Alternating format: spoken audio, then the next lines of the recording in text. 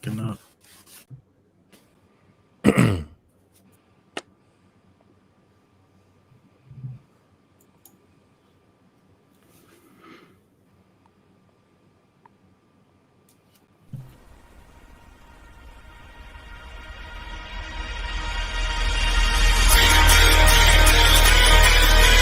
Welcome to the Bird Gang Nation Sports Media Show, repping the greatest team of all time.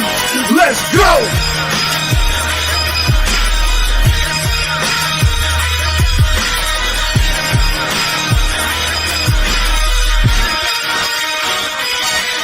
Bird Gang 31, he be the host with the most. We going deep, burning teams. They ain't nothing but toast. It's in your rest there. Sirianni put me in coach, running like Miles Sanders till I butt my head on the post. Touchdown! Yeah, that's coming. Devontae's crazy route running. Jalen hurting them, throwing lasers. The Rager Young gunning. Come on! On the D side, we ride, sack him with Fletcher, lay him out on the stretcher. No one can protect you. Watch Darius lay him, shutting down your routes. Come on! In my green John, eating Philly cheesesteaks. Put up your cups, wings up, if you can relate.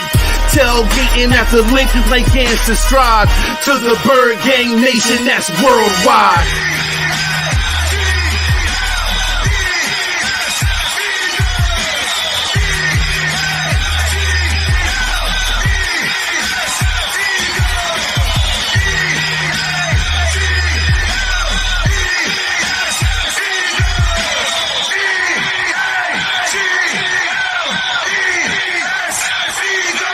On Sundays, catch the pre and post game. Mondays is Birds on Broad Street with Philly Notion and Cool Cat, the man in motion. And Wednesdays, the midweek special got you open with JC from Eagles Talk. Hitting like B-Dog, baby.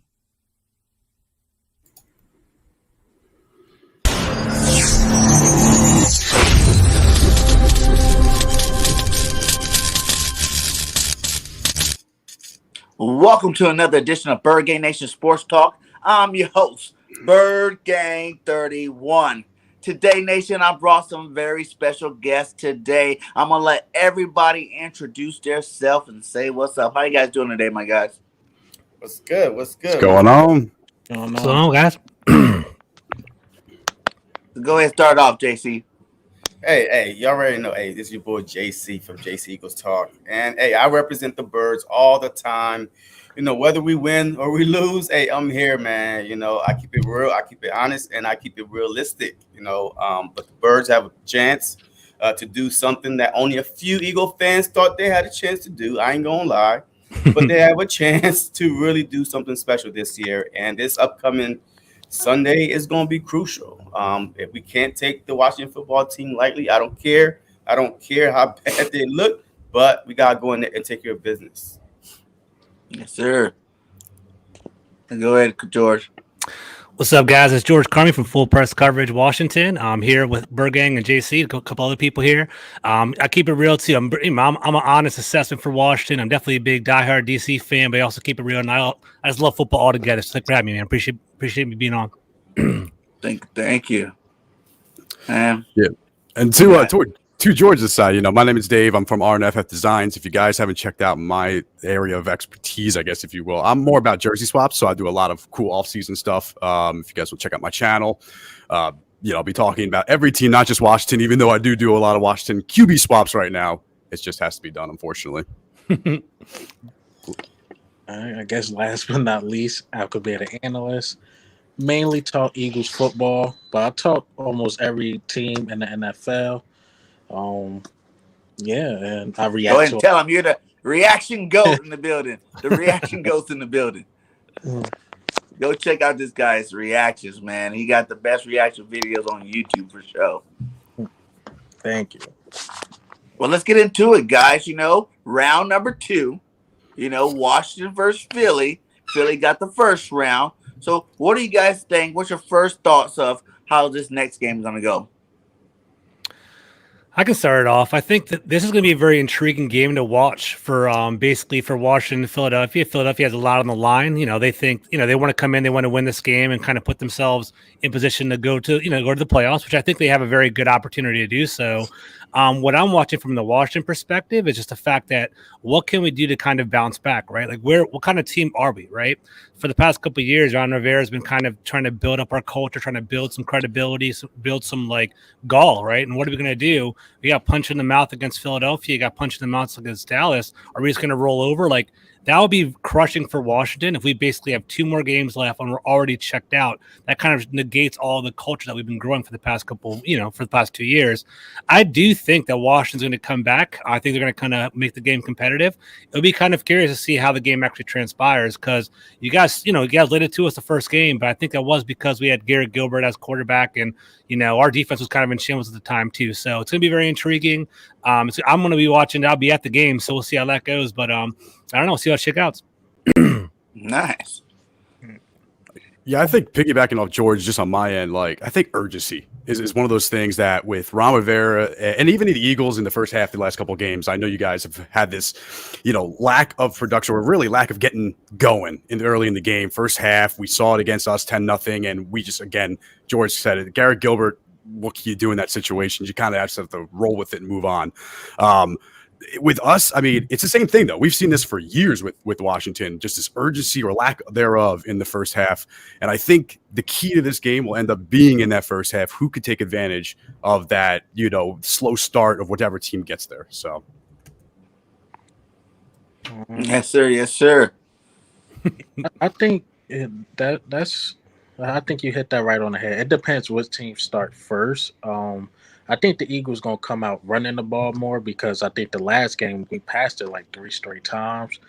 Hopefully the drops go down a little bit, but I think we're going to run the ball a lot more. I'm not sure of Jordan Howard's status. I seen that we re-signed Kerryon Johnson and stuff, but I think we're going to come out running the ball. And I think we're going to start this game quick because that's what we've been lacking since the first Washington meetup. Look, I think this is going to be a slugfest. I mean, look, both teams got something to prove. One team is really trying to get in, and the other team is trying to stop them from getting in. Washington realistically has a 6% chance of still making the playoffs.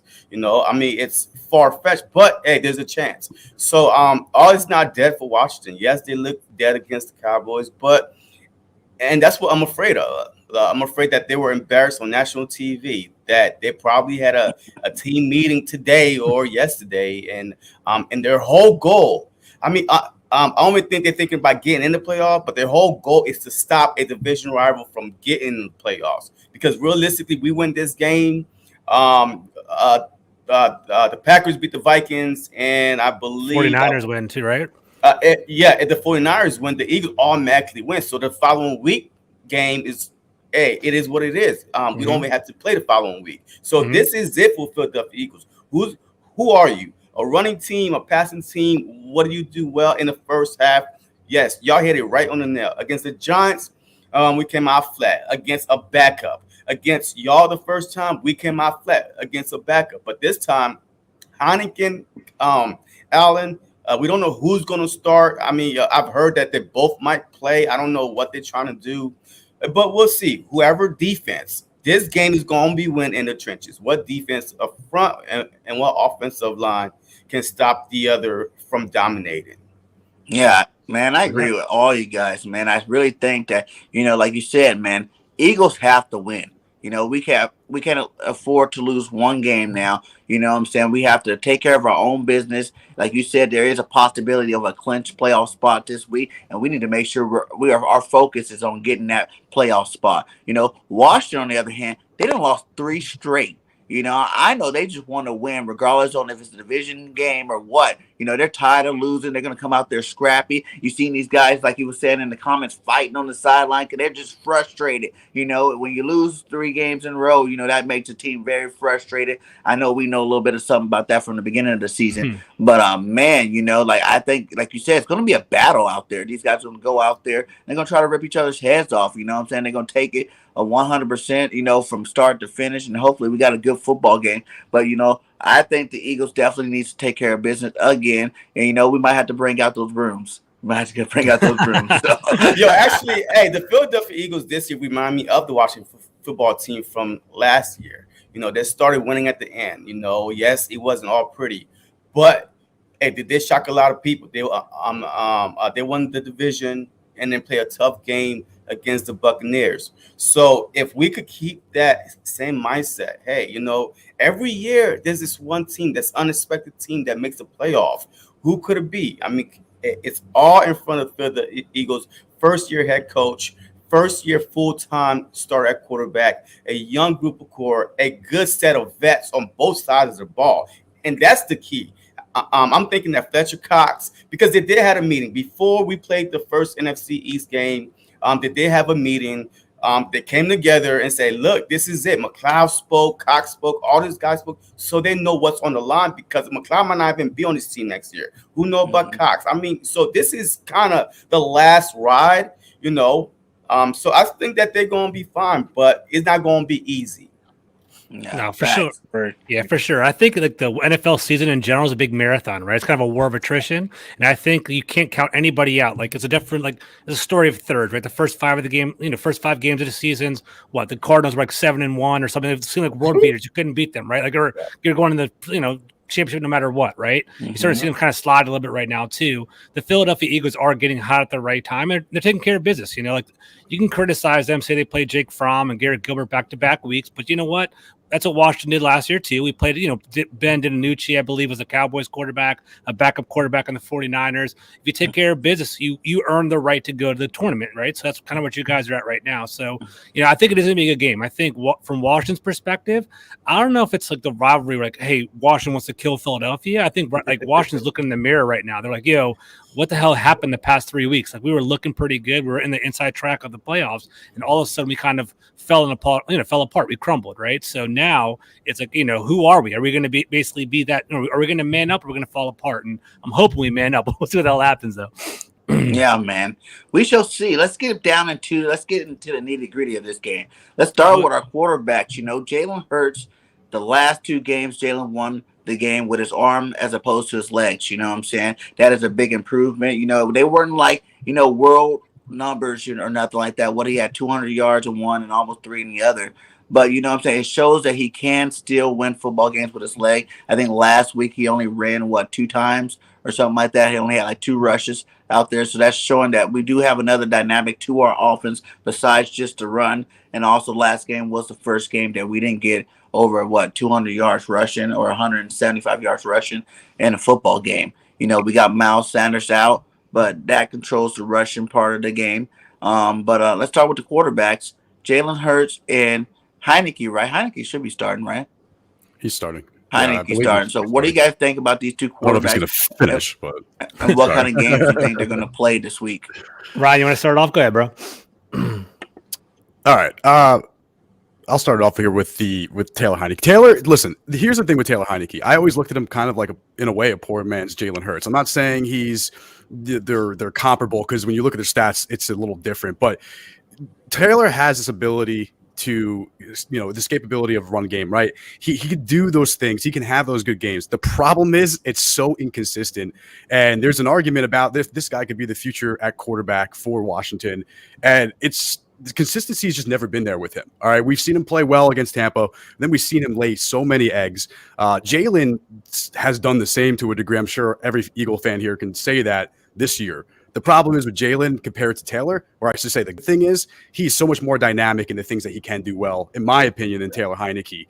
And when Ron Rivera is going to sit there and tell you Taylor's going to start the game, but, hey, Kyle Allen probably will play, not may play, not, it's possible. No, probably.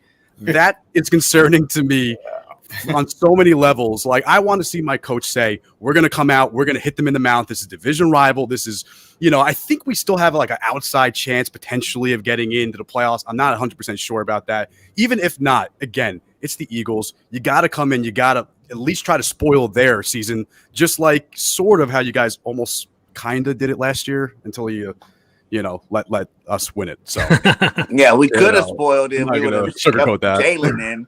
Hey, we turned the favor, man. Hey, we turned the favor. exactly. We might actually do that. We'll see what happens. I have no idea. That's my fear right now. Garrett Gilbert make an appearance tomorrow. We have no idea what's going to happen. We have no idea. Or Sunday. We'll see what's up. So yeah, let me break it down, man. So yeah, Heineke and Hurts, right? I like what Ryan said. I think they are. Like, at least from Washington's perspective, we do kind of see mirror images in each other, right? We have like quarterbacks are performing pretty well, but may not be the guy moving forward. I think you have more promise in Jalen Hurts. I think he's more athletic. I think he does have that that ability to kind of create and take over games with his legs. Honestly, Jalen Hurts, if he's fostered and he's basically nurtured and kind of taught to, to improve his mechanics and improve his accuracy, he could be a potential franchise quarterback moving forward. You guys are caught up in a really tough dilemma, and it's really intriguing from the Washington perspective to see what happens, right? With 3 first-round picks, you guys could have your pick of the litter of any quarterback that you guys want. Like, I peeped it like last year. I'm all about football, and I'm always keeping track of it. Man, the Eagles are in a prime position, right? You guys could move all the way up to number 1. You guys can get Kenny Pickett, Matt Corral, if you guys want to go that route, or you guys can just go all in and go get Deshaun Watson or Russell Wilson. You guys have the keys to the castle. You guys can do whatever you want, right? So it is intriguing to kind of see what you guys are going to do. I like Jalen Hurts coming from Alabama. I think he's a strong natural leader, and I think you can foster a team around him. If I were you guys, I would keep him as my quarterback and use those 3 first-round picks to keep building up the team, and kind of that's going to make a stronger foundation no matter what happens moving forward. So I do respect him. I do think he's a good player, and he has that big arm. He just has to work on his accuracy. In regard to Heineke, I think Heineke he needs ideal conditions for him to be successful. Like, I like him a lot.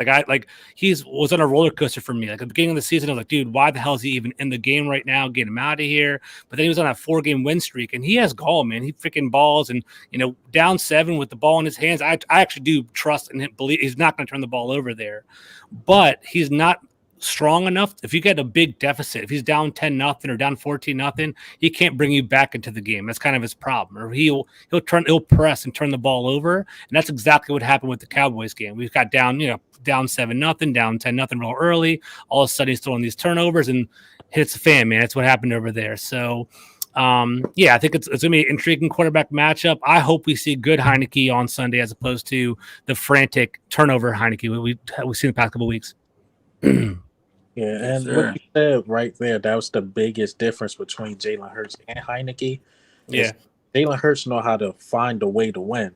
Yeah. Like, we down, he know how to come back in the second half and just like a different guy. Whereas though Heineke, if we get y'all, that's why I said the beginning of the game matters so much, because if we can get up at least 10-0 or something like that, or start quick, Heineke will panic and try to push and push. And that create turnovers and things like that. Whereas though we down 10-0, Jalen Hurts, he'll find a way to win. Most of his games, if you look at, I don't got it off the top of my head right now, but if you compare his first half stats to his second half stats, they're like a totally different quarterback. Hurts, you said? Yeah, his second half stats are really good than his first half stats with Jalen Hurts. But I think that's the biggest difference between the two. But I don't think Heineke is a bad quarterback or a great quarterback. I think he's just a good average quarterback. I think you guys should get a quarterback in this draft. But 100%. Yeah. But I think he reminds me of Ryan Fitzpatrick, who y'all have on your roster, to be honest. He could get hot, win 4 or 5 games in a row, but once he get cold, he get cold. All right, look, hey, there's a few different between these quarterbacks. Hey, one of them I don't see as a starting quarterback. I'm sorry. I see Heineken as a man. What's that one quarterback? Case Keenum. Case Keenum. Yes. Or Gardner Minshew. That's what I see when I see Heineke. Go ahead. Yes. So I mean, and Jalen Hurts. Hey, look, he's a proven winner. Hey, no matter where he goes, he wins. He just wins. He's mentally tough, and he's way mobile than Heineken. And that's what's shocking to me. I'm watching y'all the past couple of games. It seemed like that Heineken. I whether want Heineken to be a quarterback, Heineke, whatever his name is, I forgot. Heineke is key. Okay, Heineke to be the quarterback, then Kyle Allen, because Kyle Allen to me, he seems like 1, he's more mobile. 2, he's not afraid to just get out the pocket. If he see things breaking down, he escaped the pocket compared to Heineke that's sitting back there. He's trying to prove that, hey, I could be a pocket passer, or he's just maybe not mobile. But Jalen Hurts, he'll find a way. He'll find a way, and that's why I say that in the trenches is going to be crucial. If you get to Heineke, you start hitting him because he don't scare you with his feet at all. But Jalen Hurts, after a couple sacks, he's going to start moving. He's going to start running. He's going to start trying throwing, and he's pretty good in throwing on the run lately. He's been, throwing to Devontae Smith and his Quez Watkins on the sideline. But I really think that these two quarterbacks are on opposite sides. Just like you said, George, you could groom Hurts to be the perfect starter you want, and he will be lethal because he's mobile, and if he's more accurate, I mean, you have to go in every game planning for those two things. But when Heineke, it's only one thing: just stop the pass, get in his face, and sack him, beat him up, and then he's gonna start playing happy feet.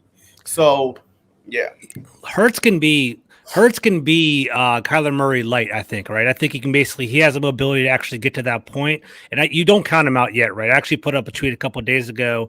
Josh Allen, like people wanted to count him out in the draft process, and they wanted to count him out his first year in the NFL because he's so inaccurate, right? He has that John Elway gun arm and can just launch the ball down the field, but he's finally getting it where his accuracy is matching up with his athleticism, where he can run around. And Josh Allen's like one of my favorite quarterbacks to watch right now. Yep. So Jalen Hurts can get to that point if he's fostered correctly. And you guys tell me, during this conversation, I don't know if Sirianni can do it or whoever your offensive coordinator can do it, but he does have the ability to do so. And then my last thing, because I haven't been talking too much, is the difference is Kyle Allen has the NFL arm, while Heineke is more of like, he's more improvisational, I guess. He's like, Allen can make those deep throws. Like Heineke he knows the offense better because they both came from Carolina. But Heineke can throw in timing routes and slants and kind of over the middle, but he struggles to throw towards the boundaries because his arms isn't strong enough. That's where all his picks come from. So Kyle Allen can do that. So from a Washington perspective, if Kyle Allen walks on the field, it's like, oh crap, here's a wild card. We have no idea what's going to happen. So it might be good, might be bad, but he does open up the playbook because Kyle Allen can make those throws while Heineke can't. So we'll see what's up. So you guys are more for Allen than Heineke? Like you guys think he might be your future type thing, or I don't want either one of them to be my future. what do you think? What do you think, Ryan? Sorry to cut you off. Go ahead, Ryan. You got it. I mean, listen, I would love to just go get another quarterback, Rodgers, Wilson, but who's going to come here with Dan Snyder? I mean, it's realistic to say, like, I think personally, Dan Snyder has been the one that held back, like, say, Tom Brady and Matthew Stafford. You can go down the list of guys who went to other teams that just won't come to Washington because of the situation. And I think that's why a lot of fans are blaming Dan Snyder, and then some are like, well, why are you doing that? Well, it's obvious because the guy's in, an a-hole, and he's the reason why it's holding us back a little bit. So it's either we kind of go for mid-tier guy like Marcus Mariota or Jameis Winston. I saw a couple, people tweet out like a list of these guys, so I just don't want. Give me one of the young rooks. Like if we lose this week, I'm rooting for it. Yeah, I would take Minshew over what we have. I really would. I wouldn't, man. I mean, George is done. I've seen him play one game. I want no more mids, man. No more mid quarterbacks. Go all in, dude. Like for me, it's like. You got the Uncle Rico, man. I want Uncle Rico on my team. But anyways, I think I want to sell out hard. I want to sell out hard for a vet. I think Ryan's on the right track, though. I think it's kind of an unappealing destination here in DC. Like we're not Miami, we're not South Beach, we're not up in the mountains of Colorado. We have a shaky front office. We have not the best facilities. We're still like we're transitioning into that within the next couple of years. I think I want to sell out and inquire on everybody, and even Deshaun Watson. I don't even mind if we kind of investigate that. But if that doesn't work out, attack the rookie quarterbacks. And I think the way it works, and it's kind of unfortunate because I'm a real fan, man. Like it's hard to get those high end free agents in DC because we've been having so much turnover here. We have to. It sounds awful. We have to trap a rookie with a draft pick and basically trap him here and get him for 5 years. That's the way we're going to get a quarterback. We have to luck into one to get one. So we'll see what's up there. Can I just add one thing to that with the draft? When it's Washington, we've always been kind of middle of the pack where we're either kind of like just getting to the playoffs, but lose first round, and then we're kind of in the 20s, or we're near 18, 17, 19 in the pick. We've never, outside of Chase Young, obviously, in the last, 10 years or since RG3, we have really had a top 10 pick to go after the quarterback. That year, obviously, there was only one good quarterback at number 1 when we were kind of up. Well, no, I would say Justin Herbert probably is the pick over him at that point. But other than those two, that draft class, we clearly maybe messed up there. I'm not saying Chase is a bust, but in terms of getting the quarterback, we could have probably had it there. If we lose this week, man, I in a way, I'd be like, let's just lose the Giants game, get the highest pick we can. With you guys, multiple picks, Giants are going to be up there. I want to make sure we get the guy that we need to get in the draft. And to George's point, we're probably going to have to trap him in here. So the Giants look like they're going to have like 2 top 10 picks the way it's looking. Dude, the whole NFC East is like a top 10. It's crazy. I mean, you all had we got 3 right? That's going to be like 15 and beyond. Yeah, you guys, we're looking in the 20s with our picks. Our picks started out a lot because it was like you all in Miami were up there like top 5 for a while. I was like, and the Colts, all of a sudden, the Colts in Miami caught a heater, and all your draft picks started to go downhill. So Miami's about to go on a 7-game win streak, right? Yeah, crazy 7-game win streak. See, at this point, look, I actually want all of us to win as many games as we can, because the Dolphins and the Colts and the Eagles, because then maybe we cannot package those 3 first-round picks because they are so low that you ain't got no choice but to, just pick the best available on your defense. You built that defense. And you might get a vet in the offseason, but because I think Howie, if these picks are like 13 and up, he's going to be so enticed to just try to trade all of them up and try to get a quarterback. So the more we start winning, everybody start winning, it start going down, I might trust him a little bit more than having lower picks and high picks. So you guys are all quick pulse of the Eagles fans. You guys all want to keep Hurts to keep the picks. What are you guys thinking right there? Yeah, the picks. We got to focus on another cornerback. Darius Slay getting older. Rodney McLeod. We need a safety. It's just people getting older. We got to replace those guys. So I think we should go defense heavy. D-line, a linebacker, and we got a lot of work.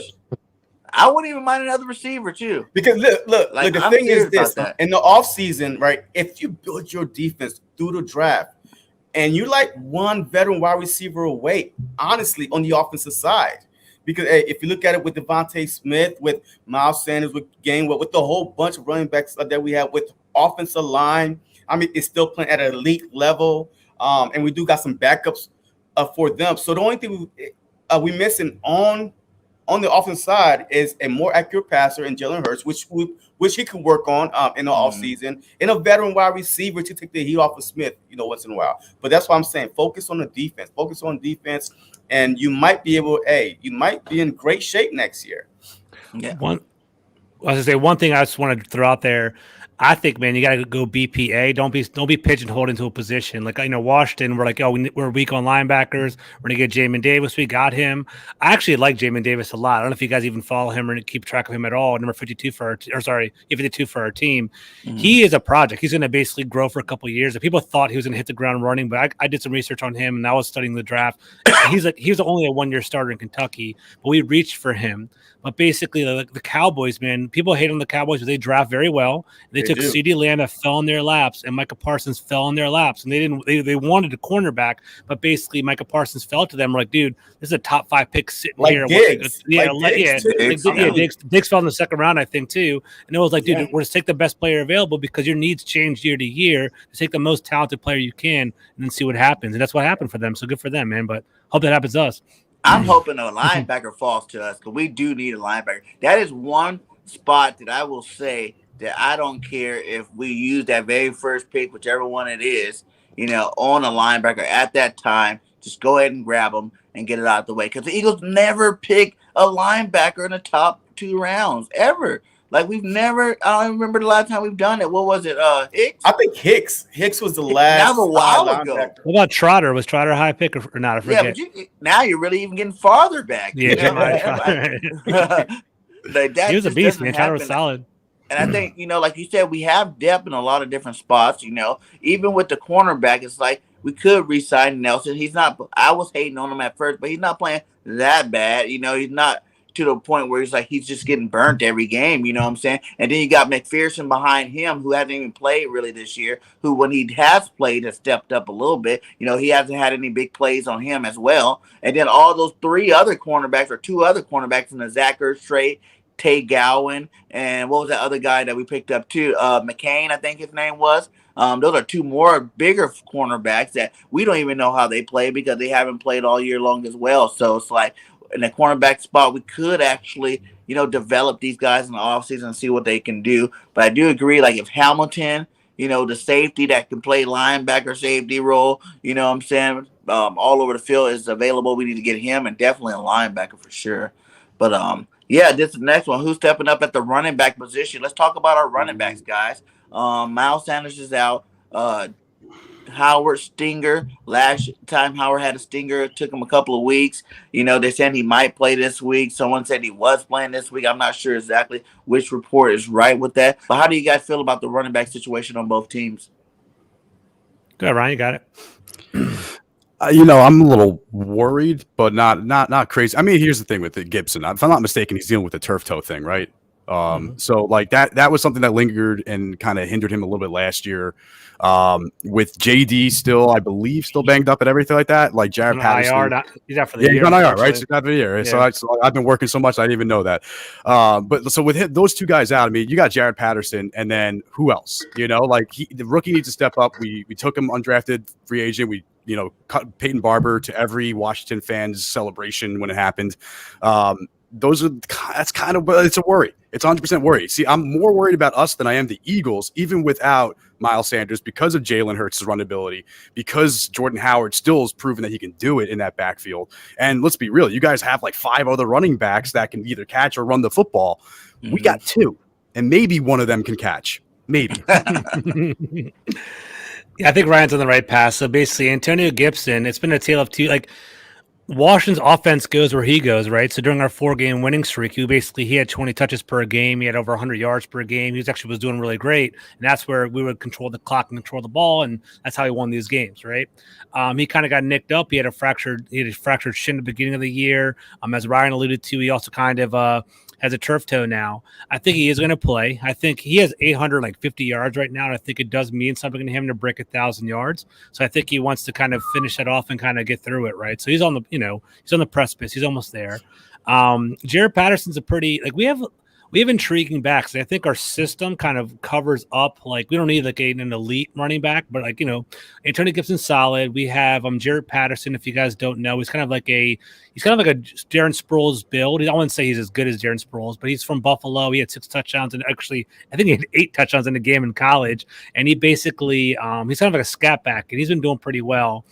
Then finally, we have Jonathan Williams, who got off the practice squad a couple weeks ago, and he's been playing too. So between them 3, I think we can scrap together some offense. But I don't think it's going to be, it's all hinges on Gibson's health, and I don't even know if it's there right now. So that's kind of where we're at. What about you? I just want to add one little thing. Maybe if Curtis Samuel is finally, he's not on IR, right, George? No, he's right? Okay, he's good. Maybe he gets some carries this week. I mean, they used him in Carolina in that same role. We saw them try a play or two out when he was coming back, but that first game, I think it was his first game back, and he was maybe getting like 20% of his snaps. I'd be curious to see him get some jet sweeps and get creative. I want to see Scott Turner get creative with the run game, not just dive up the middle. And he put these running backs here. Do you guys think on Washington side that you guys will be drafting a running back this year? I want one. I personally want one. I know that's kind of a hot topic in DC right now, but I think Gibson is a great running back, but I think he's a good complementary back, right? I think I want Washington to have that Aaron Jones, AJ Dillon dynamic, or I want that combination, right? I think he can basically be that receiving back that he touches the ball, on sweeps and stuff like that. But I do want that bruiser. I love Hassan Haskins from Michigan. If you guys would keep a track about him, he's a beast as a running back. I wouldn't mind getting him in the late 2nd round, 3rd round, something like that. I do want that 1-2 punch, because I do think, as you guys see with your team, you can take over games. You have a strong run game, so I wouldn't mind that at all. Okay, I'm right there with you. Alcaber, JC, whichever one. Go JC. All right, look, hey, as far as the running back goes, even if Jordan Howard is healthy, I wouldn't play him. because with the stinger, the last time he had a stinger, he was out for 6 weeks. So we don't know, how bad it is. And even though he might get cleared, but one hit and you're out for the playoffs. So, I mean, there's a reason why they signed back Kerryon Johnson, and you still got a Gainwell and Boston Scott. I think with Jalen Hurts. So with those four, I think we still are good at we should be good enough to run the ball. But as far as Washington drafting a running back, I feel like y'all season changed when JD got hurt. JD got hurt, because that was a perfect combination with JD and with the freaking Gibson. Yeah, and Gibson. Yeah. So I watched that game. I watched a lot of y'all games because for some odd reason y'all were always on prime time. I don't know why, but y'all were always on prime time. So yeah, so that's when y'all season changed, in my opinion. Because ever since then, y'all haven't won a game. That was the last game that y'all won, I believe. Wow. And McKissick's a free agent too. So just keep that in mind. Him and someone else is pretty big. I'll get back to it. I kind of lost the name right now, but yeah, McKissick, we have to re-sign him, I think. Oh, and DeAndre Carter's a free agent. You guys know about him. He's been really good for us. He's been really awesome for us, actually. Yeah, believe it or not. But yeah, so I think we should be fine, but I would not rush Jordan Howard back. All right, what's the bigger picture here? All right, even if we lose this game, we still have a chance. Howie Roseman's on here. Cool. What's going on, Howie? Howie. I'm glad you're tuning in. We can help Keeping you it out. real. All right, thank you, Howie. Yeah, it's dialed in. I like that. So yeah, I think we should be fine. I think we should be fine with the running game.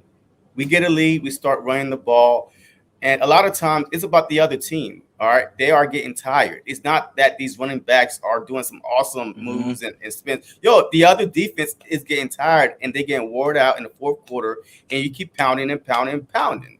So, yeah, this should be good. And honestly, with the Cowboys, it's kind of – oh, sorry. Go ahead. Come on. Oh, go ahead.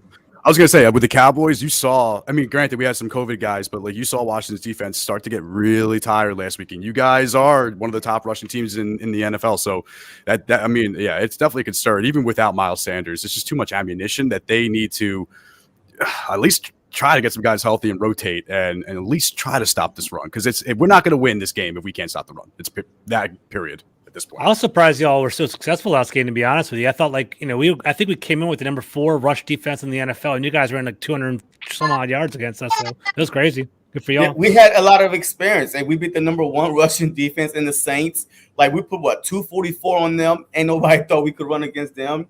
Wasn't Broncos the Broncos was number 4 at that time. Yeah. We played the Broncos. They were the top 5 rush defense. So I guess it's because of Jalen Hurts. Because the fear factor of him escaping, that teams don't want to sell out. They want to back up a little bit and control. But it's because of Jalen Hurts, and that's why as much some Eagle fans are calling for Minshew.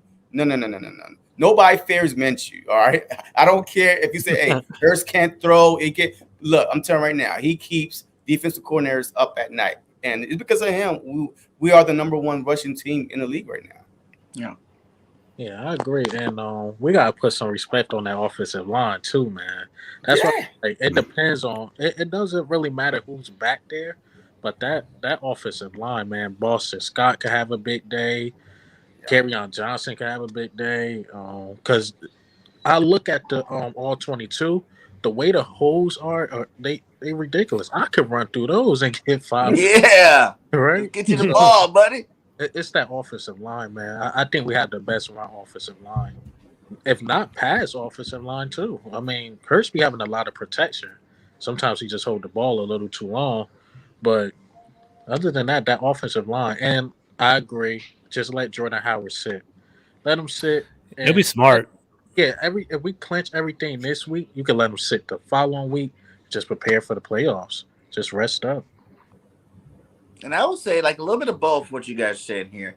I do agree. Our offensive line is the reason that we run so great. Them and Jalen Hurts, that mix there. Like you said, Jalen keeps everybody honest, but the offensive line makes holes. Reminds me of the Cowboys back in the 90s. The way these holes are opened up from these big guys up front. And I do believe any running back should be able to gain yards in our offense. So I don't agree with sitting Howard if he can play, because this is that game that if we win this game, it's the clincher. You know what I'm saying? That clinches, like if everything else falls away, that can clinch the playoffs for sure. And but if he get hurt this game, we're screwed. But not really, because Miles should be back by the playoffs. And no, he still got Boston. He got a broken hand, man. That's not. Yeah, I think I saw a picture of him in the hospital bed this morning, right? I think I saw that. In his hand that he had surgery on. Yeah, but hey, he's already known for fumbling anyway. So now you want a guy that's going to be like favoring his, his hand, bone or not. You know what I mean? So I'm telling you right now, if we win this game and Jordan Howard hurt himself even more and can't go the following week or the first round of the playoffs, then we just screwed ourselves. I feel like because we had success against Washington a couple weeks ago, all right, so no matter who was back there, it's the play design that's going to get these running backs in the right holes and stuff like that. So I really think that we should sit Howard. I think JC is right, to be honest with you. I think Washington's kind of on the ropes right now, and if you can get away with Howard not playing this week and then clinch the game anyway, and still have next week to rest as well, then you're going into playoffs with two added extra weeks of rest. You're going to be full steam going into the playoffs. Be a good idea. I just feel like in the late parts of the season, you can't play scared.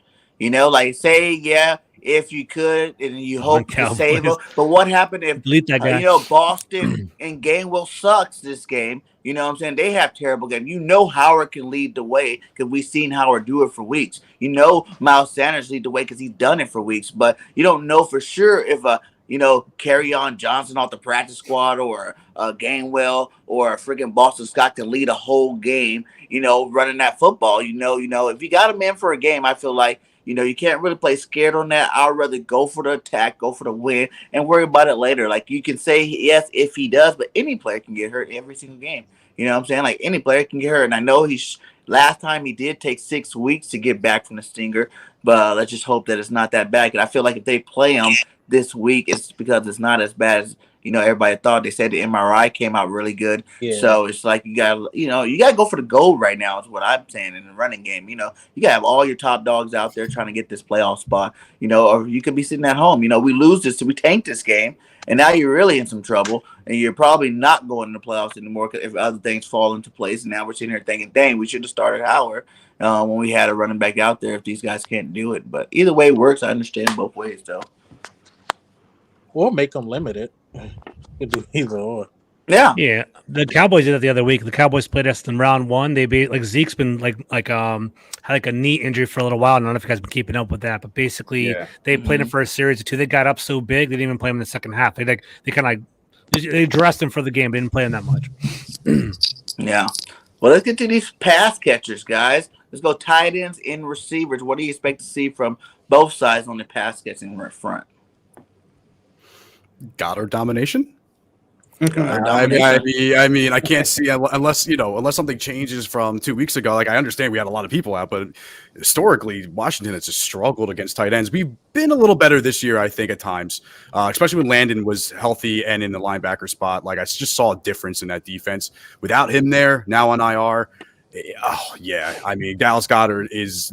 I was going to say, it doesn't really matter who your running backs are. Dallas Goedert's getting 15 receptions for 178 yards and 3 touchdowns. Like, it just doesn't matter at that point. But I think that Goedert is the key here. Devontae Smith, I believe, William Jackson's out. So, we're kind of ailing. Yeah, he got hurt last game, and now Fuller's coming back, but we are still ailing at corner. So, whether it's Smith or one of the other guys, Quez Watkins, one of those guys gets involved. The pass catching is where I could see a little bit of an X factor for you guys. But again, I mean, hey, you never know. We can come out with fire and swing, but I don't know if we're gonna hit. So I'm gonna think with my head and my heart, right? So there's two sides of the story. So I'm starting Dallas Goedert in fantasy football in the championship game. So I do think he's gonna. I think he's gonna produce. Like, I have Dawson Knox and Dallas Goedert. I'm like, you know what? Dallas Goedert got us last week, so I'm gonna start him because I want to. I'm gonna be smart and logical, but I think Washington's going to do a lot better than him this time around. Like, I don't know if you guys remember last roundtable we had. Cameron Curl, number 31, was out. He actually was on the COVID list last time. Cameron Curl was a 7th-round pick for us out of Arkansas, and he actually is, I think, borderline Pro Bowl potential. And like, I don't think the average person really knows who he is. So look out for 31 this weekend. He was out. He typically covers our tight, the opposition's tight ends, and he typically covers, like, when we played the Panthers, he was covering Christian McCaffrey out of the backfield. and actually holding him down pretty well. So I don't see Dallas Goedert popping as much as he did last time, but maybe I'm being optimistic. Maybe I'm having too much faith in my team, but I think it's gonna be more of an even matchup with Cameron Curl back.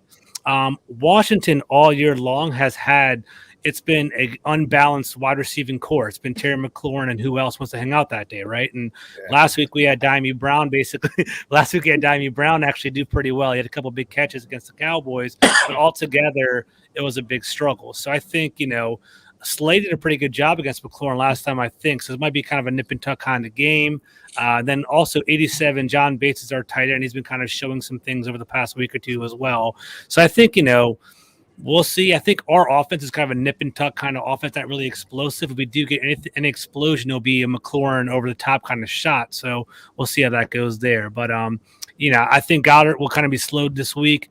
Devontae Smith, I don't know. It goes funny. Last time I was on 3 Eagles podcasts. Everyone was selling me on Quez Watkins. He didn't do anything last time, so we'll see what's up there. But we'll see how he does this time around.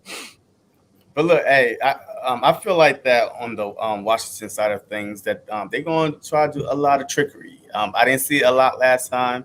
Maybe y'all was saving it for this time. I feel like with with Terry, you do have to try to give him the ball. You have to give him the ball. He's one of that dude. Whether you put him in the slot, reverse, and whatever you got to do, you have to give him the ball. Y'all saw how the Dolphins did Waddle, right? He was the one guy that they kept on feeding him the ball. Well, I love Waddle slants with the with the reverses. If you have that dude, you have to try to feed him the ball. Especially now, it put more pressure on Big Play Slate. Does not travel.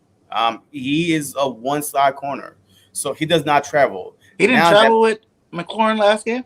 No, he don't travel. I don't think so. Y'all play zone defense then? Mm-hmm. Yeah. Okay. We play zone. Yeah. It's all right. Scott Turner will still line him up on him. So, I haven't seen him travel unless, matter of fact, against the Panthers was the last time I saw him when he had 2 picks, when he was in man and then they switched to zone and stuff like that. But the most of the time, I don't see him travel at all. But as far as the Philadelphia Eagles go, the Eagles was, it was the first time since 2013 or 15 that they rushed for 130 and a tight end and a skill receiver caught the ball for 130. Which was Miles Sanders and Dallas Goedert last game. And I feel like that's a success right here. The running game is a success. That opens up the big hole in the middle for Dallas Goedert. And that's why he's one of the best tight ends in the league. I feel like because he's a mismatch. He's a mismatch. He's I put him in the Mark Andrews, type, but Mark Andrews just had more experience. But Goddard could be that dude. I'm not gonna say Kittle because Kittle, there's only one Kittle out there, But he's don't sleep on Andrews though. Andrews is pretty solid, I think. Yeah, I know. Yeah, he is. He is. So I feel like that that Goddard will have his at least 100 yards receiving. I'm not saying no 130, 150 because yes, you're due. You're getting some people back, Curl. But Collins and Fuller being out, right? That's William Jackson, Collins and Jackson. But Jackson. Yeah, Jackson is a big loss, and Collins. I didn't know he was on the IR. Yeah, I think it happened last week, if I'm not mistaken. Yeah, he was having a renaissance year. He actually they put him at free safety to start the year because he came off an Achilles injury. He was pumped up. He's like, you know what, coach, I got this. He put me at free safety, and the coach was like, we like you better at linebacker, and he's like, no, I don't want to be a linebacker. And basically, the coach is trying to hook him up for being a hard worker, and he just got smoked the first couple of weeks of the season. And then the coach is like, we're either going to legitimately put him on the trade block. We're like, you're either going to be traded or play linebacker, and no one basically picked him up. And at linebacker started to shine. So he was a big loss. I actually enjoyed watching him week to week. One thing I do want to say, though, and I'm not just criticizing anything. I think you guys have the inside advantage this game. But remember, we kind of have to throw out last week's or 2 weeks ago's actual game. We had Garrett Gilbert at quarterback, and basically we couldn't even get a first down. And without a first down, you guys had time of possession, so you guys could establish the run and establish the tight end passes. So it's gonna be a brand new painting this week. It's gonna be a brand new whole story this week. It's gonna be interesting to see what happens. But in terms of players. Different players, we have different players. We have Heineke now, and we have a different defensive player now. We'll see what's up. It's gonna be interesting. But see, I'm actually excited to play against Heineke because it's fun. every team, like the past few weeks, he's been on his back a lot. So I don't understand because he's not mobile enough. He just don't want to run. He just want to stay there. But I mean, Heineken, look, I'm excited to face him. It's more fun, right? We talked about it in the last pod. I was like, you know what? Like, I know you guys were really upset we moved the game the first time, but it was like, it's competition, right? You want to have the integrity of the game. You want to watch a good competition, and we got smoked last game, and you guys earned it. But at the same time, it would have been more fun if we actually had a quarterback that you guys he was in Washington for 100 hours and he started a game. It's like you were at a disadvantage, man. You didn't even know that he's like run to the left, run to the right. It's all they could do. You had no idea what was going on in that game. See, the thing with moving the game was I'm speaking for myself. We were afraid that we was going to lose players. Like we did, Landon Dickerson did not play that game. Mm-hmm. So that was my thing. I'm like, man, what if we lose players and they get players? And that was happening. It's unfair. I get sweating these guys back and we losing players. It's like, and then we had to follow up and play a division game. So that was my thing. Nah, I feel you. Now I talked to JC. I was on JC's pod like 2 weeks ago. Basically, I was like, I feel for the fans, right? If you actually have a ticket to the game and you basically you're planning a tailgate and like have a good time and whatever. Like, it's hard to get up Tuesday at work, get off at 5 o'clock, and have to go to the game that night. I mean, I understand where you guys are coming from, so I would have been mad, but I was kind of getting on the players. The players were like, oh, this is unfair. I'm like, dude, come on, you're a football player. You go out there and fight, man. What are y'all doing? So it's all good. Right. And I got to take the statement back about Slay. Slay will follow if that wide receiver. That's what I thought. I remember he because he did it with Elijah Moore. Remember, Elijah Moore started cooking Steven Nelson. He like, you know what? I'm gonna follow Elijah Moore. So if that happens, he's going to go ahead and follow Terry McLaurin. About that, I like it. Yeah, we'll see what happens, man. Let's go to the trenches, guys. Offensive lines. You know what I'm saying? We do got Landon Dickerson back this week. You know what I'm saying? The rest of the boys are healthy and ready to roll. How's you guys? I don't know about you guys' line over there in Washington. Is it more healthier this time around than it was last time? Then you guys have a couple of guys out last time. I think so. I'm not sure. I'll be honest with you. Like I know we're still, I believe, missing Sam Cosmi. It was Sam Cosmi activated, I think, but I don't know if he's going to be Sam playing. Cosmi played last week, but Sheriff didn't. So I'm looking up right now if Sheriff's going to play. But go ahead, Ryan. You got it. I was going to say, no, you're good. You're good. You probably know more about the line than I do, the offensive line. So basically going into the game, we're starting to get we have Eric Flowers at our left guard. We have Charles Leno as our left tackle. They've been around all year long. They're pretty solid. We're at our fourth center, Keith Ishmael, who's he was like a project pick that we got it from Utah State or San Diego State a couple of years ago. The big thing is Sam Cosmi was a right tackle. He came back. He's a good run blocking right tackle that we drafted in the second round from Texas. He's solid. While Ryan's talking or while you guys are talking, I'm going to look it up right now. The key to the game is if Brendan Sheriff basically plays at right guard. Yep. He's an all-pro year, Pro Bowler this year. He's kind of like a controversial player in DC. He made, I don't know if you guys know this, second year of his franchise tag, $18 million to play for a guard. He was our top 5 pick. And it's a guard at number 5 overall. I was never a big fan of the pick. People love him around here. You need those big uglies in the front. You need, kind of a cornerstone player. But he's missed a lot of time. So if he plays, and I think our offensive line could do a pretty good job because our offensive line has been pretty solid. But the Cowboys, you guys, the last 2 games you guys have seen have been against Garrett Gilbert and the Cowboys twice. And the Cowboys, their front 7 is legit, man. That was an outlier from what we for Washington. We're like, what the hell is happening? Because we had a good offensive line all year long, and the Cowboys just blowing it up. So we'll see what happens. I don't know. Are you guys going to get him back? I heard he's free. He's free agent, right? He is. Ryan, you can jump in if you want. Go ahead, Ryan. I've been talking a lot. Who are we talking about? Charles Leno? No, we're talking about Sheriff. Sheriff, he's a free agent, and all the talk is $18 million is your minimum per year that you're going to be getting for Sheriff. With the cap going up next year, I mean, I don't know if anyone here knows, but it's obviously going up a lot from last year, right? So we're going to have a lot of room. I think Washington's top 5 in that cap room, or top 6 or somewhere around there. So we have money. The thing is, it's like, I've been marveled by I think it's Masco, the offensive line coach, who is just a beast. Who's just, you know what, we lost so many coaches when Ron Rivera came in. They influxed all these new coaches, and some of the ones that we lost, I was worried. Offensive line, we were developing really nicely, and then we got this new offensive line coach who's just as developing them that just nicely. It's fantastic to see 4-string centers coming in, still playing well. It's not your guys, top line right now. Like, I think when we're healthy, we can definitely compete for that kind of role. But right now, even with Sheriff there, like, out, I wouldn't pay the money.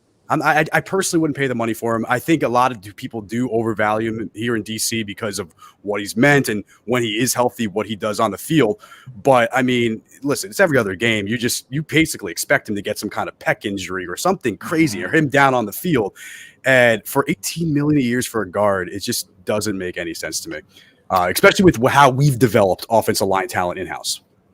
Yeah, we have, just to kind of piggyback around, we have $61 million in salary cap space going into next season. I think we're number 4 on the actual free agent list. I know it is shopping time. And then basically, I think the salary cap went up to like $210 million or something, or whatever it is next year. So there's a legitimate, there's a lot of money available. The only catch is that Ron Rivera likes these culture guys, and Brendan Sheriff is one of those guys. He's one of those, like, those dirty, nasty players that, you want pulling as a pulling guard. But I don't necessarily want him. We are going to drop big money on Terry McLaurin this offseason as well, because he's going into 2022 is his last year under his rookie contract. He hasn't got paid more than $1 million per year every single year so far. He's made like $4 million altogether. So I think Washington's going to basically reward him early, because if they basically let him hit the free agent market, it's not a good look for us. So we're going to drop, like, I'd say $20 million of our $60 million on Terry McLaurin going into next year. So do you really want to spend 2/3 of it with Terry McLaurin 20, Brendan Sheriff 20, or do you want to try to pursue a quarterback? So I think Sheriff will walk, and I think they're probably going to go, like, draft a guard in the 3rd round or something like that. I do have a question for y'all, though. I do have a question real quick. Do y'all think in order for y'all to keep y'all top free agency, just like George said earlier, that nobody want to come here because of the culture environment? So do you think you have to overpay a lot of these top free agents just to come, to make up for the culture stuff y'all have going on? I call that the Ashburn tax, dude. I really do. Like, look at the receipts. Type in GCarmer21 on Twitter, Ashburn tax, and you'll see that pops up all the damn time. I think we have to when it's apples to apples, a free agent's going to pick another one, right? It's like, do you want to go, like, Amari Cooper? He's a hot topic around here. We went hard as hell on Amari Cooper. We actually offered him a little bit more money to basically come here, but he basically decided to go to Dallas. And I think the big free agents that we do get, like Josh Norman and Landon Collins, we have to we have to set the new, like, NFL history record for them to basically come to our team.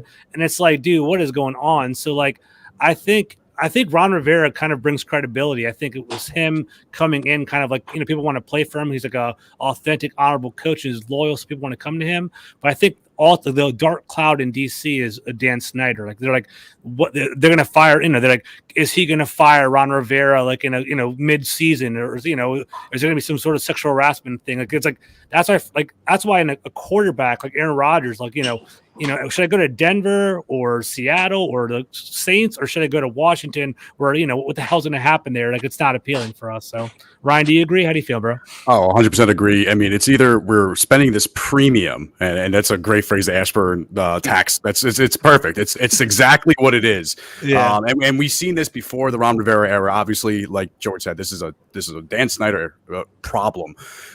Give Ron credit, though. He's been able to bargain bin. That's kind of the other way we could do it. We find these little gems for cheap contracts: Logan Thomas, J.D. McKissick, DeAndre Carter. You can kind of look at the roster and see some guys. Charles Leno is another guy who's in here starting for us, playing really well. But, like, that's what you're going to get with this team. That's why what I say with the quarterback, we got to probably draft one. We're not going to get a premium guy unless we pay – what are we going to pay him? $40 million per year for him to come here and play quarterback just because it's Washington? Like, it just doesn't make any sense. And that's the stain that Dan Snyder brings on the organization that we just can't get away from no matter what we do. But Ron is trying. I mean, he's trying, and he's had some success. We didn't have to pay, up the A for Curtis Samuel. It was a deep contract, but it wasn't $18 million a year. It's same with William Jackson. It was a manageable contract. So we are maybe the tax is coming down a little bit, but it's just not there yet. And just to clarify, just so y'all know, Ashburn is Ashburn, Virginia. That's where the headquarters of the Washington. That's why I call it the Ashburn tax. But go ahead, just so y'all know. I was gonna say, with Alcabar and JC, would you guys want Sheriff instead of Brooks? I know he gets nicked up a lot, but Brooks is out, like the whole season out type of guy. Nope. I like our talent like Zach Driscoll, Herbig. I like the guys we got. Yeah. The young. And same thing with them. We know how to develop talent. We had Opeta out there looking like he could start for a team. So I think we good. Okay.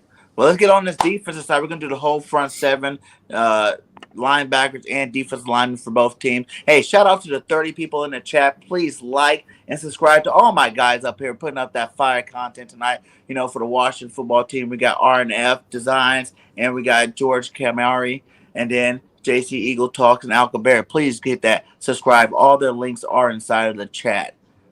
So, like I said, we got our front seven. He's been playing pretty good lately. We still haven't been getting the sacks we wanted, but they have been playing some good football. And then, you know, the Washington football team, their front seven, we had the two best players fighting on the sideline last week.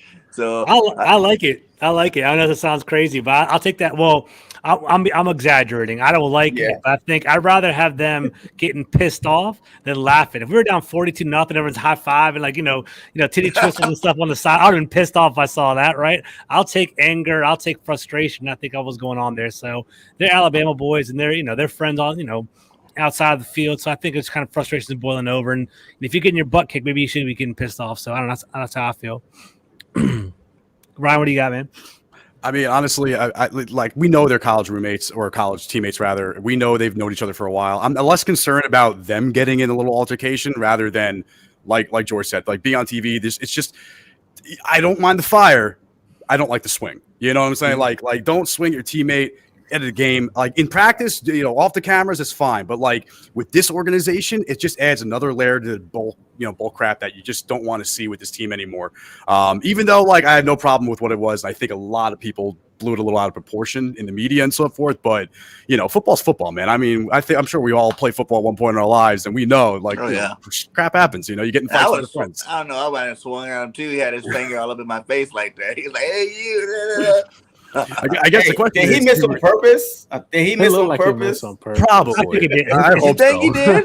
Maybe it might have a warning shot. You know what I'm saying? That's what I was thinking. And basically, I'll put a poll on Twitter. I was like, the day that I was like, oh crap, this is wild. I just put it on Twitter, and I was like, what do y'all think? Who's in the right?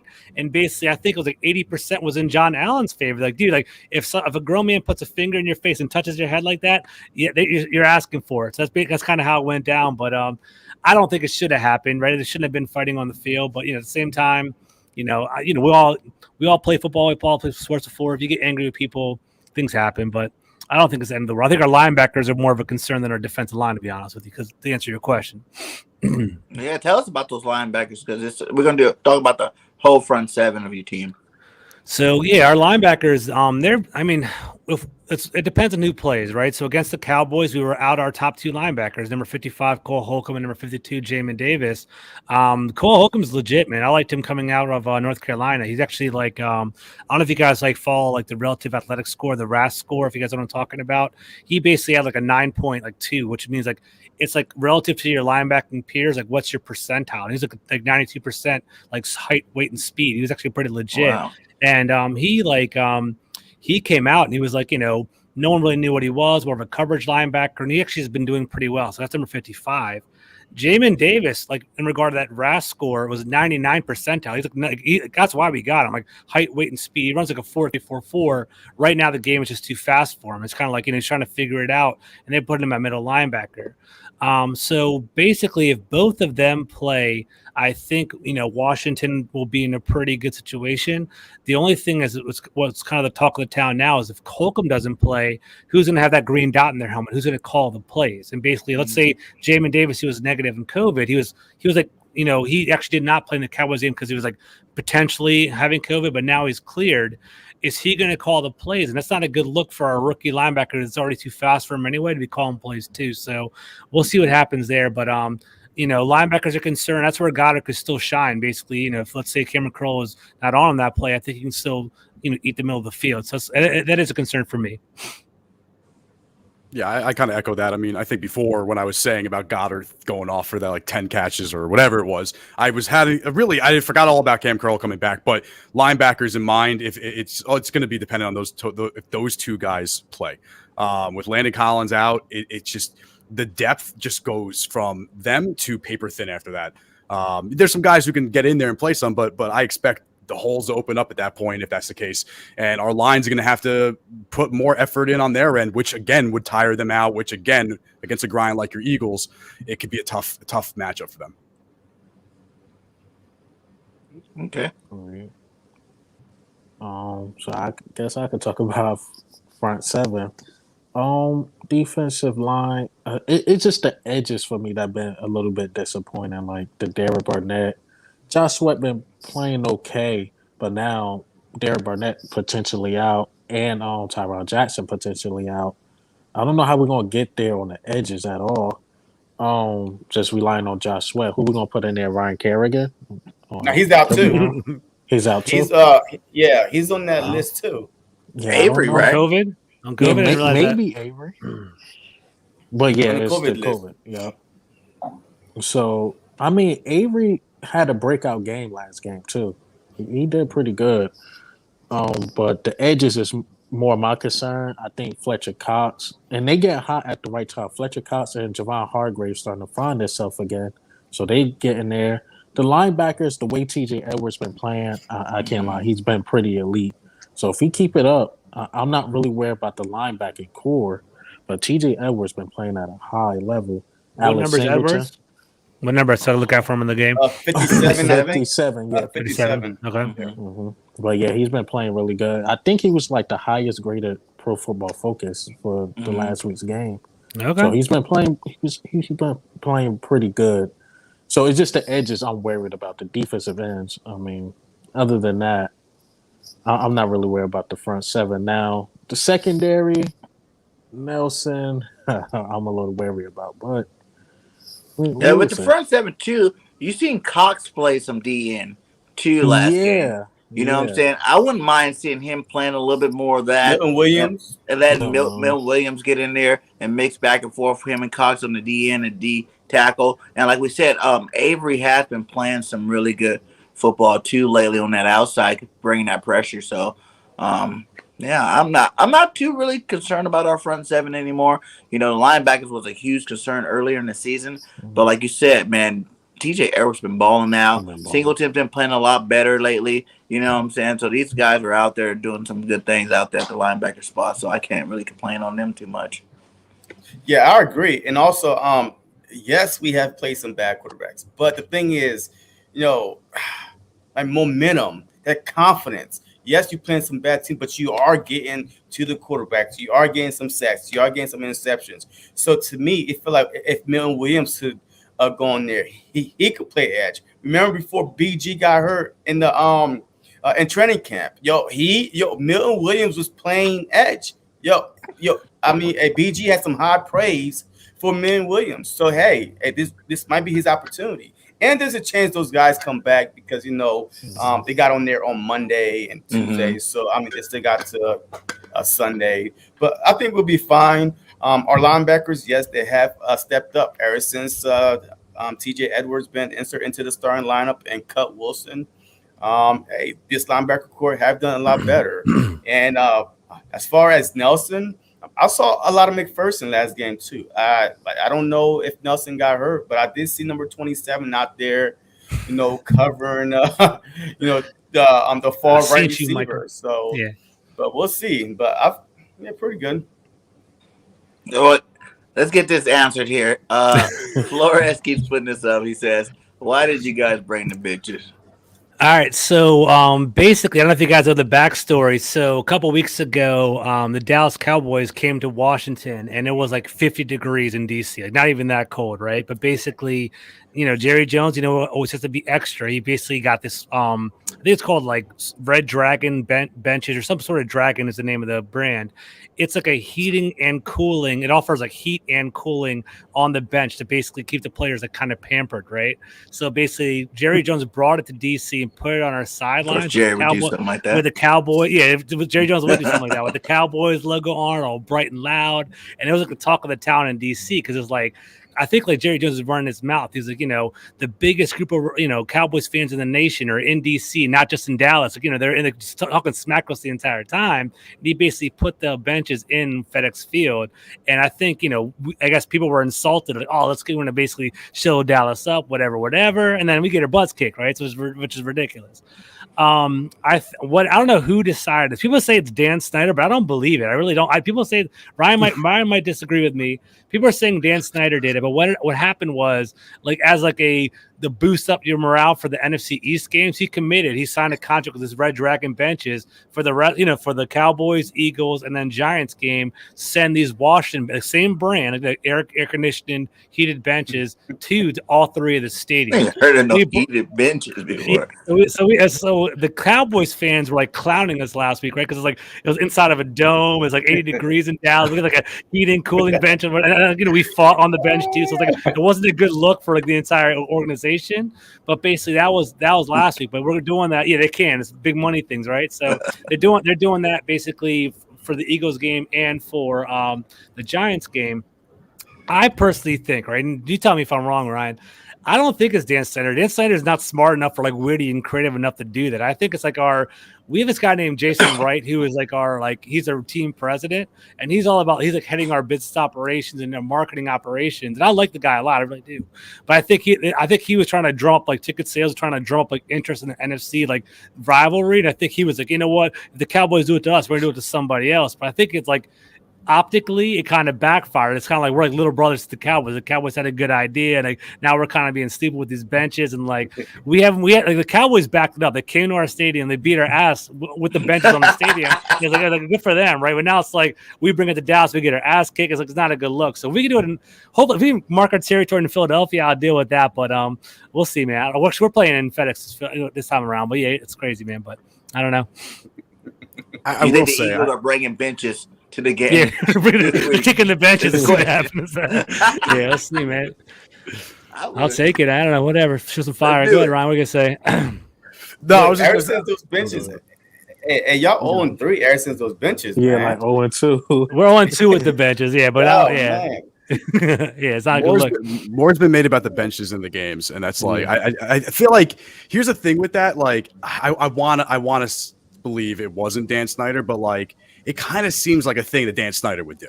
Like maybe he's not smart enough for it, but he is kind of petty enough to do something dumb like that. Petty. Like we're gonna do what they did to us, bring our benches, and we're gonna throw it in their face. Well, no, I mean you just make it look more like a joke than we already are. So I'm hoping it was Dan Snyder and not Jason Wright, because I like Jason Wright.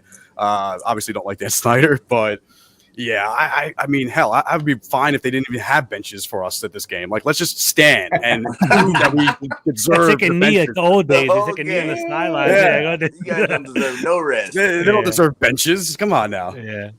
Oh man. Well, let's get to the back seven then. I know you guys talked about Nelson a little bit, but what are you guys looking at on your back seven? What do you expect from these guys? Yeah, it's us. Yeah. Oh yeah, so I'll start off, Ryan. Unless you want to. You want to go ahead? No, I mean, I think we talked about a little bit of Cam Curl coming back with us in terms of William Jackson being out, getting these other receivers involved, trying to, this is one of those times when we got Danny, we got some inside help. We got Kendall Fuller back, but, we are ailing a corner the last 2 weeks. And listen, Devontae Smith has looked good the last couple of weeks. I mean, I've been watching him, and he just looks dynamic. The toe drag catch that he's had. Oh, drag swag. Oh, my gosh. That was a beautiful, beautiful catch. I can't even hate on it. When it comes to this, they're going to have to do a little extra, and Cam Curl is going to have to do a heck of a job against Dallas Goedert, because he still gives me nightmares from 2 weeks ago, and I don't want to see that again. So for me, it's the key of this game, to George's point way, way earlier in this episode, is Cam Curl. I think he's going to be the guy you're going to see a lot of, number 31. I agree. You'll like him. Like, I think you guys should give him his props. Like, he's not one of those like highly like first round pick, second round pick kind of players. Like, you'll watch him. Like, that guy's a dog for a seventh rounder and playing the way he is. Like, I actually like him a lot. He plays like a strong safety, kind of a Buffalo nickel role, where he'll kind of play like linebacker / safety in that regard. Jeremy Reeves, number 39, is going to take over for free safety, and him and Bobby McCain is number 20. They're solid. I don't think our defensive backs are actually that bad. I I forget our defensive back coach's name off the top of my head, but basically, I think he has them pretty well coached. I think without William Jackson's going to hurt a little bit, but Kendall Fuller's pretty solid. Daryl Robertson playing pretty well. I think we are susceptible to the big shot there, like 39. Like watching the game, I'm telling you guys right now, 31's going to play well. 39's going to have some big hits. Like you guys are getting mad at 39. Like, oh, it's a helmet to helmet here. You're going to be mad at him because the shoulders in there. But he hits hard and plays hard, but he's always a tick late. That's what he hits hard because the wide receiver caught the ball, right? So I'm afraid you might throw over the top of him. But I think for me, it's like our defensive line's probably like coming in. Like, they should be an A, but I think they're playing like a B. Our linebackers are like a D. I think our corners and safeties will probably be like a C plus B. I think we're okay over there, but I think our linebackers are our weakest part of our defense. All right, a question for y'all though. Last time y'all played Philly, didn't y'all have your whole defensive line? Everybody was there, right? They came off the list. So we did. I kind of think we might have missed like Tim Settle, who's like our depth defensive lineman. But we had Allen and Payne, and we have Sweat, but obviously Chase Young's out for the year. So we had like 3 of our 4 big 4. But that's why I was surprised. I was like, going into the Eagles game, it was like I knew our offense was going to be a hot mess. I was like, dude, who the hell is Garrett Gilbert? Like, dude, I'm a diehard. You guys know from talking to me. I was like, who is this guy? I don't even, if he just walked by me, I wouldn't even know who he is. I knew our defense would have held it down, but you guys smashed our defense, which is kind of surprising. But I do think it was like, 3 and out, and then basically just kind of ran on us because, going into the game, I was like, dude, 10-0. Like, it was like, if you guys remember, we were up 10-0 at one point. I was like, damn. Yeah. I was like, things are going perfect. Like the way to win would have been our defense to get the lead, which they did. They got an interception, a fumble, whatever it was, and then basically just run it with Gibson. But then Gibson didn't do anything, and Gilbert was a hot mess, and that's where it went away. So I don't know. We'll see how this game plays out. Yeah, I mean, hey, going into this matchup, because we did face y'all a couple weeks ago, literally 48 hours ago, it feels like. Right. I feel like we're just often podcasting last week. Yeah, we're like best friends now. I see each other every week. Go ahead. So I feel like y'all defensive line, they have some pride. They have something to play for. I feel like that, the whole Allen and Payne situation, they probably made up in a locker room, and they're going to come after the quarterback this time because I'm pretty sure that Ron Rivera, who's your defensive coordinator, Del Rio, right? Yeah, Del Rio. Yeah, I'm pretty sure because they got gashed for over 170, I think it was in that game. So I think because it's so fresh that they were like, all right, look, a couple of weeks ago, hey, this is what we did wrong. I mean, hey, we are getting some people back, and that's why I feel like that this has to be a low throwing game, to loosen them up a little bit. And then once we start having success with Goddard, with Quez Watkins in the middle, with Smith, and now your defense is going to back up a little bit, and then we can start running the ball because y'all were doing a good job to start the first quarter. The first half, y'all was doing a great job and stopping our running game.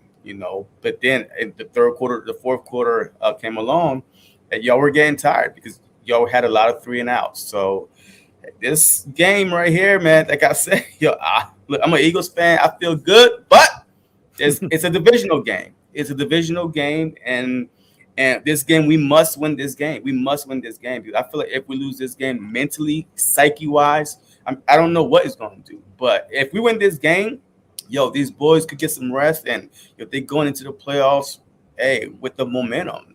But this game is going to be a lot closer than people think. It might be a 10-10 halftime game, and then we'll see who can win the third quarter. The third quarter will be crucial, and then the fourth quarter is whoever is up is going to be in cruise mode. Be like, hey, just don't turn the ball over, run the ball, milk this clock, and just get out of here, Yeah, man. I agree, man.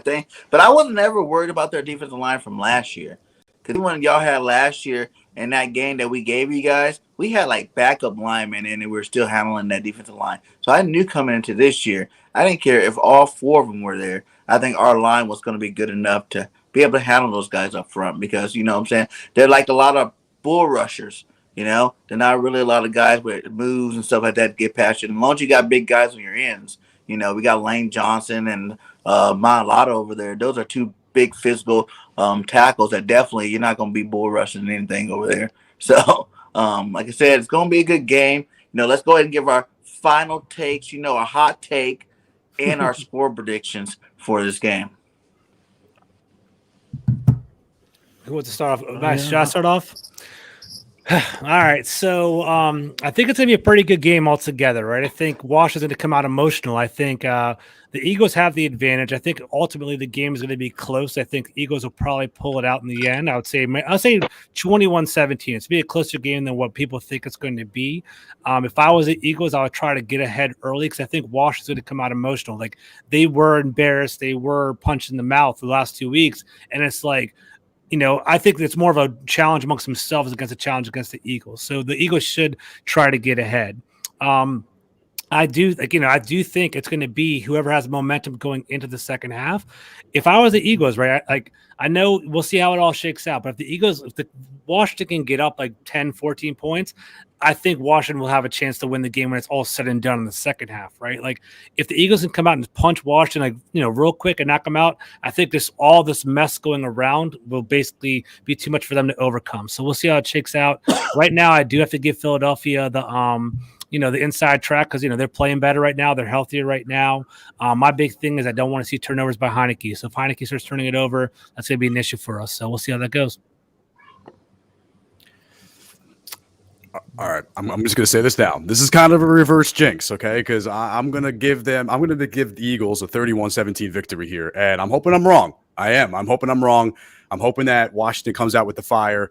Ron's comments do scare the heck out of me right now with the way that he's been talking about the quarterbacks and Kyle Allen and Taylor Heineke playing, both of them, whatever it may be. I just want to see them come out with fire, competitive. If this is going to be it, then go out with a bang and try to really put a dent in the Eagles season. And that would be a win for me for the season at this point. We go into the offseason. I don't care if we don't win another game at that point. We have a top 50 pick at beat the Eagles. I'd be thrilled with that. My X factor, by the way, I think it's going to be Kenny Gainwell. I don't know why. I just have a feeling because I'm putting him in my fantasy lineup and I'm hoping that he's going to lead me to the promised land. Nice. Oh, man. Look, hey, my magic number has to be 30. Just because the Philadelphia Eagles, like I keep saying this, they only won one game when they did not put up no 30 points. Because if you put up 30 points, that means you are grinding the ball, you're bleeding the clock, and the other team is getting tired. But 30-21 last time, I know Nick Sirianni messed me up. I did say 30-17, but this time it's going to be 30-21. I do feel like with Heineke back there or Kyle Allen back there. But the whole thing was this: how pressed is Heineke going to be, knowing that his leash is short? So that's that's the only thing I have to keep in mind. But hey, 30-21. Yeah, I got a similar score like that in my head, about 34-21 Eagles. I think we score over 30 points, and that's what's going to win us the game. I think we're going to start out hot. We're going to run the score up in the beginning and probably slow down towards the second half. Last game, Washington got some breaks, like the ball hitting off of Dallas got a foot and Jalen Hurts fumble. It just didn't look right. That's how you guys got up 10-0. But I think we limit those mistakes. I know Nick Sirianni been on Jalen Hurts about that. So I think he comes out in this game and try to play. If we hopefully we don't lose this game, but if we do, it won't be Jalen Hurts' fault. So I think he's going to have a clean game, and that's how we're going to win the game. I believe 34-17 Eagles. Nice, man. Nice. I like these scores. I'm just going to say like this. I've been saying this. It's not even more just about the playoffs. It's about making a statement in our own division. We started out 0-2. Now we're 2-2. Or was it 2-2, right? Yeah, we got two more left. Yeah, 2-2. So it's time to keep stacking those wins in impressive fashion. The Eagles have been blowing out teams this year. And I know last week I had some Giants guys on, and they were like, it's going to be a close game. I was like, no. It's going to be 35-10, guys. It was 34-10, so I feel really good about that. So I'm going to stick with my pattern that the Eagles will continue to keep driving them nails into the coffin. And it's time to put the nail inside the coffin of the Washington football team. We're going to go down there. We're going to handle business like we're supposed to. We're going to start out really fast, running the ball, and we're going to win this game 35-17. All right. Yeah. Well, hey guys, thank you guys again for coming on my show, man. Shout out to all you guys. Much love to you guys. Like I said, we still got 26 in here. Make sure you guys all like this video and subscribe to all my guys up here. I'm gonna let them guys go one at a time. Let them know where they can find you guys at. We can wrap this show up, my guys. All right, what's up, y'all? It's George Carmi at GCarmi21 on Twitter. Hit me up at any given time. I talk football all year long. I talk, more than just DC football. I love college football. I love the drafts. So I'm all about that. Follow my podcast at Full Press Coverage Washington. You can find us in all media outlets. My other handle is at FPC_WSH for Washington. Hit me up, man. If you guys want to talk some ball, jump on my pod. Let me know whenever you guys want to. So hit me up, guys. Thank you for everything. Thank you. Yeah, if you got any more shows this week or something like that, let me know. I'll stop by there for sure. Sounds good. And my end, guys, my tag at Twitter or Instagram is at RNFF Designs. I do a lot of jersey swaps, really particularly NFL jersey swaps. I'll be doing a ton of them in the offseason. Check out my Insta if you guys want to see my content. We're going to be doing speed art on my YouTube channel at Rise and Fall Football. So check me out if you guys want. I talk football all the time. Love pretty much every team, but Washington's obviously my bread and butter. Yo, what's going on? Hey, this is your boy JC from JC Eagles Talk. And yes, I do Eagles, but I'm also a Nets fan. And my second favorite team is Sixers. So I will be doing some basketball once football season is over with. You can check me out on all platforms, Twitter, Instagram, Facebook, under the same name, JC Eagles Talk. And just come chat. I love talking football. I love talking sports, baseball, hockey, whatever it is. I'm a sports junkie. So no matter what team, I might know more about your team than you do. But hey, come on. I love the challenge. So bring it on. All right. This Alphabet analyst. Talk Eagles most of the time. Talk every team. Now adding some new elements to my thing. Like I'm doing all 22 breakdowns now. React to different teams. I show highlights. I show shorts, and I just do pretty much everything that has to do with NFL. I might start doing basketball. Talk my Lakers. Maybe we suck right now, so I don't know.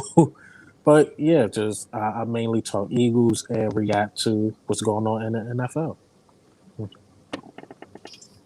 Yes, sir, guys. Hey, once again, thank you guys for making this show a great show. We had a great show today, guys. Keep up the good work on you guys' channels. And like I said, any of you guys need me on, I'm there. So hit me up, And like I always say at the end of my show, guys, I hope you guys have a safe and very happy holiday season. And fly, Eagles, fly. Go Birds. Next time, this Bird Game 31. We out. Peace.